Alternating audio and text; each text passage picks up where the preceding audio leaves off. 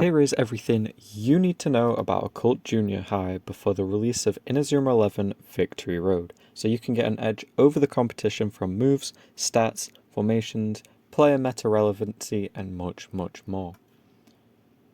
Up until now, we haven't seen any Occult members in the past games break into the meta beyond a potential niche here and there.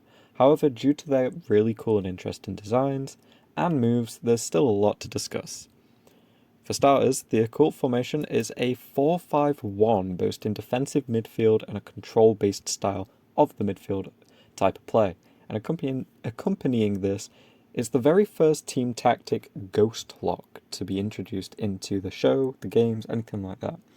Now, although we have super tactics in Victory Road, meaning that Ghost Lock might not exist, there's also still a chance that in some mode or some form Ghost Lock could exist, so it's worth noting. And what Ghost Lock does, it freezes all of your opponents in place for a short time. Up until now, formations and tactics can be used with any players in the past games, but if this is changing or doesn't change to accompany tactics, then, it's a little confusing on whether this formation or tactic is going to be relevant or useful to know about, but it's still worth noting, I think. So before we start to look at players, moves, and stats, I'll briefly note that Occult Junior High does have two different managers, as in some of the later games like the Go franchise, Go Chrono Stones, and Go Galaxy, managers did have an impact on various stats for the teams, and as we've seen in the Victory Road beta test, they do just that. Like, you can have Seymour Hillman boost the team's attack stat for the first half. So it's pretty important to look at these coaches. The first one, and the story accurate one, is Heckle Jide, which in the past has boosted total tactic energy available, so in the new game could be similar to Coach Lena in how she allows you to use super tactics a lot more often and lets them recover faster. Or it could even have something to do with enabling Ghost Lock for the team. That could be cool. Now the second manager is Shushin, based on a yokai or a folktale, and is a product of a fan creation contest, with her being the winning choice. This was introduced in Inazuma 11 Super Deformed for mobile, so it's kind of likely that she won't appear in this game. However, if she does, she's pretty cool looking, and her ability helped the team recover their energy and just be a little better after half time. Now, how this would translate into Victory Road, and if she'd even have that same type of ability, I don't know, but it's something worth looking at. Now we've gone through all that, let's look at the players. So firstly, we'll go through the goalkeeper. The wood attributed goalkeeper is called Mask, and he has two team exclusive moves in Warp Space and Killer Blade, which are both cheap moves, but typically quite weak. And since the new game so far only has players learn two moves, we're not sure if they learn two moves and then we teach them four more, or if they can learn more, or if we can give them more, or there's like different move sets. But as of right now, all we know is they can get two moves naturally. So I would imagine these to be Warp Space and Killer Blade. In the past, he's boasted a high guard stat, which is good for goalkeepers, and a very high control stat, which is a bit confusing. Now, the stats are different in Victory Road, but it's worth noting that if in the past game they had a really high stat in goalkeeping, then it'll probably be really high in the new stat that equates to goalkeeping. So it's still worth knowing about the stats. And yeah, he did also boast or have some passives that made costs of moves lower. But the other moves that he's had throughout the games, like Gallatin and things, aren't too great either, so power-wise, not amazing, but with how goalkeepers work in the new game, could still be really good if the goalkeeping stat is there. The only starting lineup forward and captain of Occult Junior High is Talisman. Due to being on multiple teams throughout the story of the show and game, may feature multiple recruitable versions, just like we have Jordan and Janus and Xavier and Zine in the beta test for Victory Road, but also how we have the normal Raimon and Dark Emperor versions of the Raimon 11 in Inazuma 11 3. In the new game, however, whilst at Occult,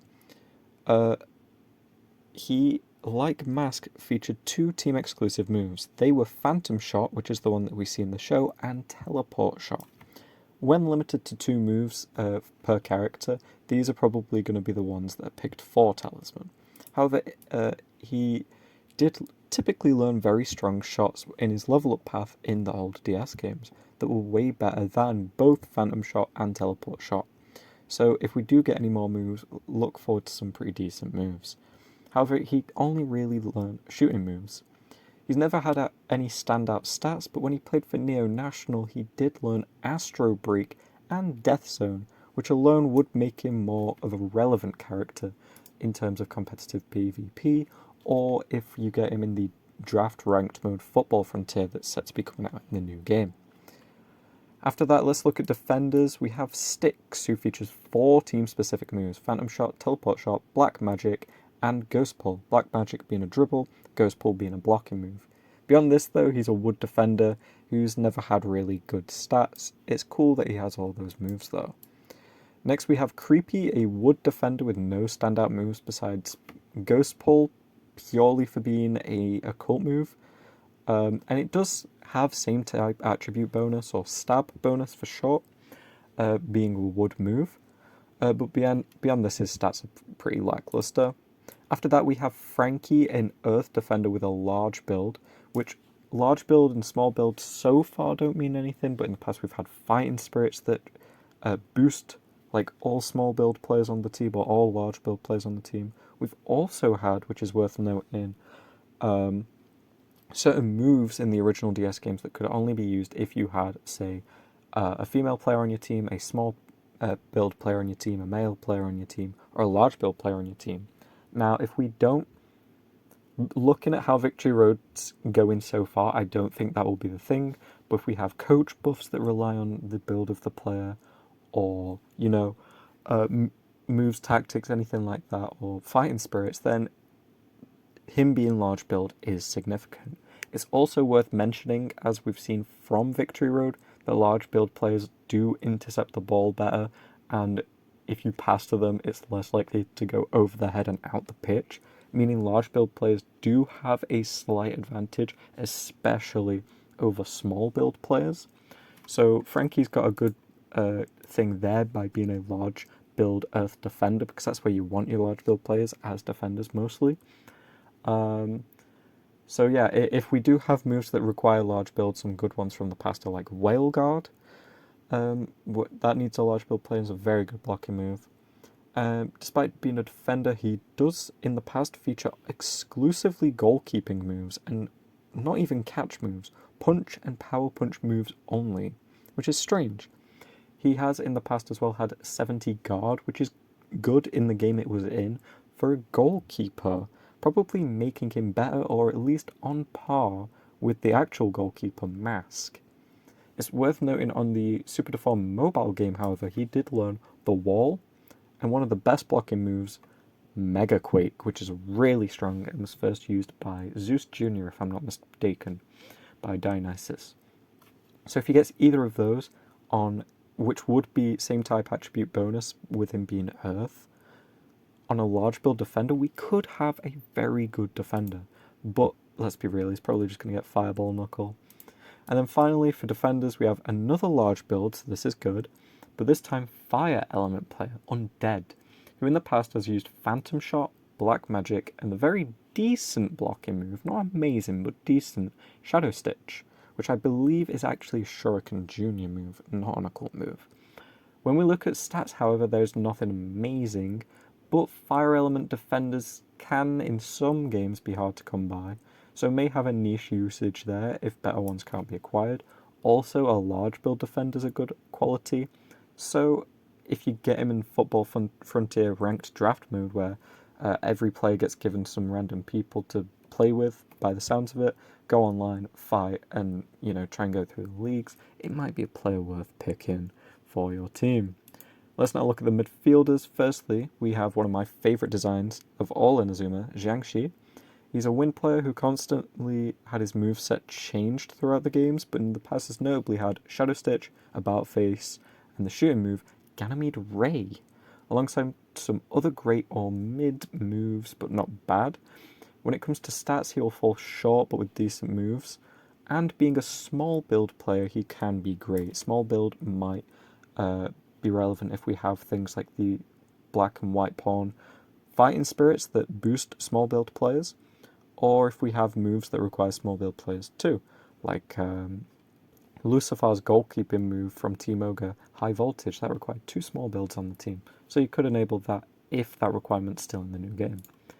Next we have a wood element Mummy, who also featured some great moves in the past, such as Spiderweb and Dark Whirlwind, which is a dribbling move.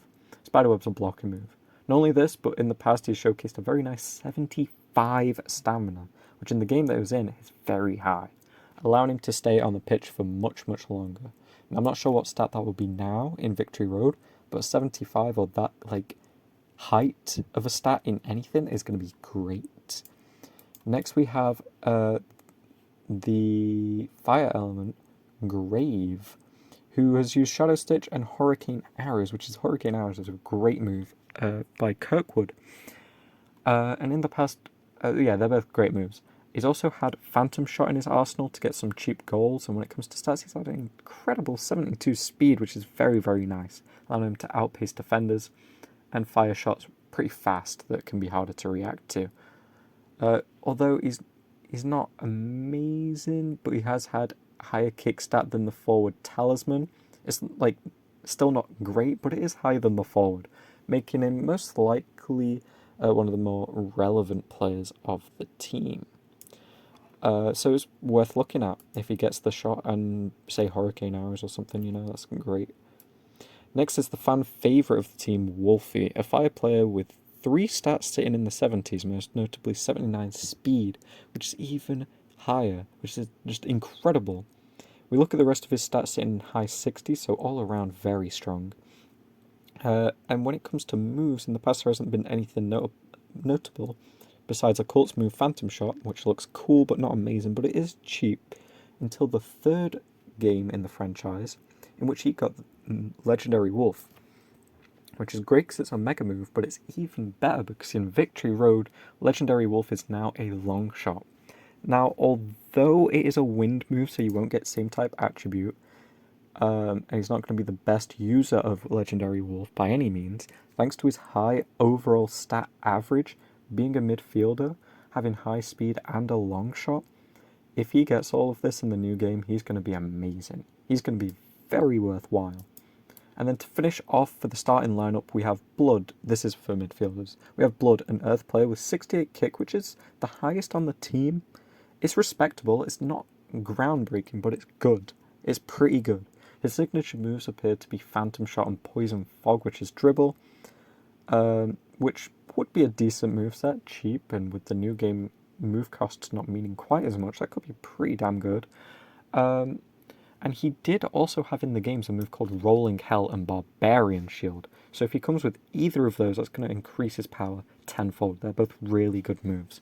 So if he can get those, that's great. But even without, he's still pretty good regardless. Now, to round... Oh, actually, no, that was the... It's my bad. I forgot we did defenders already. So that is everyone. But to round out the video, let's briefly look at the bench players for hidden potential. Bench players you won't really see in the games or the show. So first off, we have Zombie. You can recruit them in the game, so you will see them, but not playing against them, unless you're in a competition route. But that's regardless, that's irrelevant. First off, we have Zombie, who is a defender and a goalkeeper. When we look at stats, they're all below average, but has a pretty good 74 stamina, which isn't too useful for a goalkeeper or a defender. It's also interesting that his position did change between games. I don't think I've seen that with anyone else. His moves are pretty much all lackluster until the 3rd game, where he got an okay goalkeeping move called Counter Strike.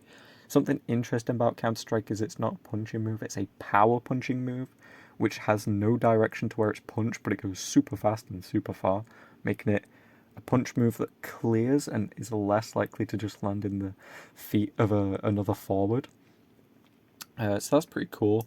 Also, he's a large build, which is, as we've seen from the beta test when we've seen players like Jack and Zohan do so well and Bomber, not only because of passives, but because they're also large build players. Zombie does have that benefit. We then have the wood forward Chuck Dollman. Poor stats, no decent moves until getting Spiderweb, a blocking move in the third game. That's about that. After that, we have the wind forward Alien, which, following the theme of these benches, has pretty bad stats, except for decent 67 in control. It does, however, introduce some new moves to the team. First of which is the long shot, Comet Shot, so that's good. There's some versatility and usage there. And being able to shoot anywhere from the pitch is pretty cool. But as a forward, you might want to pull him back as a midfielder and get a better forward if you do use him. He does also get Psycho Shot and Kung Fu Header, which don't match his element, but could counter the element of a goalkeeper that no other forward on the team could. So, I don't know, if you're playing like a full team versus full team in a draft or something, say you're playing a cult and you're fighting someone playing farm, some of these shots might have some good attribute bonuses for you to be looking at.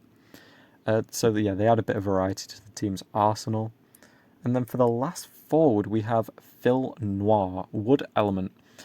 Pretty, awfully bad stats. However, the trade-off, I guess, is Phil Noir has always learned Death Zone, which is also wood element. So same type attribute bonus, not the best, but same type attribute Death Zone is going to be pretty strong regardless of stats.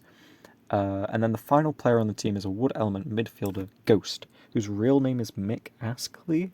Don't know why there's a Rick Astley reference there. Or if it even is that, it might not be. But he also has bad stats in every game. He has had Rolling Hell, which is a really good dribble move, and in most has had Spiderweb, which is a pretty good blocking move too, but that's about it. Probably not worth using unless, of course, you're playing with all of Occult versus someone, or you've got a draft that's just awful in the Football Frontier online ranked mode. And yeah, that's the team. So overall, for a weak team, there are some great players here, especially from the midfielders like Wolfie and Grave. None of the team's signature moves besides some of them learning Shadow Stitch, which I guess is sort of Shuriken and Occult. It's hard to say whose move it is. I'd argue it's Shuriken's, but if not, Shadow Stitch is good. But none of the actual signature moves will accomplish much. They're not the worst moves out there, but due to how Victory Road will work with keepers and shot power, and it's quite different to the old games. So it's more on how moves are used, not how strong they are. So, cheap moves like Phantom Shock could be the way forward in the new game and could actually make these plays really good. A lot of the players, even the bad ones, still have some decent qualities, such as Noir having same type attribute Death Zone, the Zombie, Frankie, and Undead being large build players.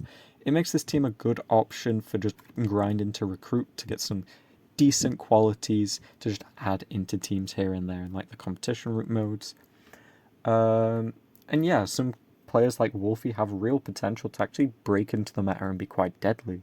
The formation never really accomplished much in the game's history up until now, at least. In meta, it's never really been used, but with maybe Ghost Lock existing in the new game and two potential managers, definitely one, but maybe two managers, I wouldn't be surprised to see some aspect of Occult, whether a coach, tactic, player, move, appear in the meta in some way. So it'll be really interesting, but this is everything you need to know about Occult Junior High before Victory Road comes out.